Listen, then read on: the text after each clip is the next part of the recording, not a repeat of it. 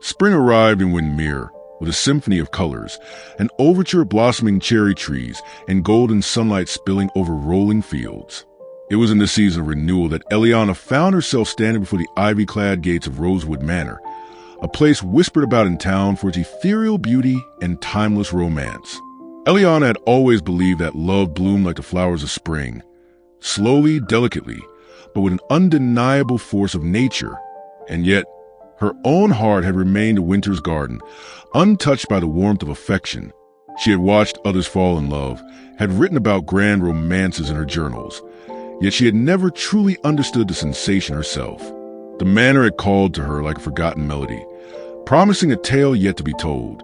It was here that she had been invited to spend the season, tending to the grand garden that had once belonged to the late Lady Rosalind, a woman whose love story had become legend in Windemere. Stories told of how she had planted every flower in the garden for a reason, each petal a vow, each root a memory of the man she had loved. Eliana traced her fingers over the soft petals of a rose, its blush hue mirroring the sky at dawn. Every flower tells a story, a voice said behind her.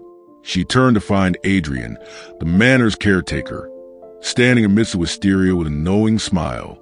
He was a man of quiet confidence, his presence steady as the old oaks that lined the manor's path. "You believe that?"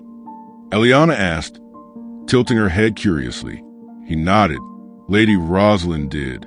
She planted these with love, not just for beauty, but as a testament to what she felt. Eliana hesitated before speaking. "And do you believe love still lingers here?" Adrian's gaze held hers for a long moment. "I do. Love doesn't fade, it transforms." Days turned to weeks, and Eliana found herself drawn deeper into the garden's secrets, into the stories Adrian would share beneath the lilac trees, into the quiet laughter they exchanged as they pruned and replanted. She had come to Manor to care for its flowers, but in doing so, she had unknowingly nurtured something within herself, a yearning, a curiosity, a quiet hum of emotion that had been dormant for far too long.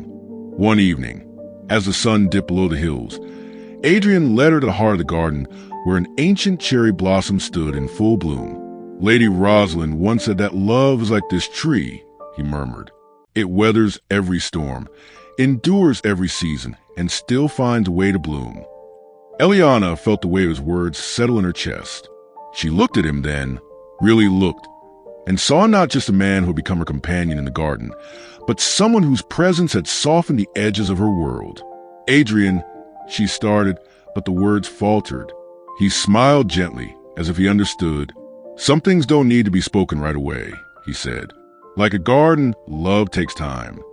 And so, beneath the cherry blossom's delicate rain of petals, Eliana let herself believe that love, like spring, could come when least expected, but when it did, it would bloom beautifully,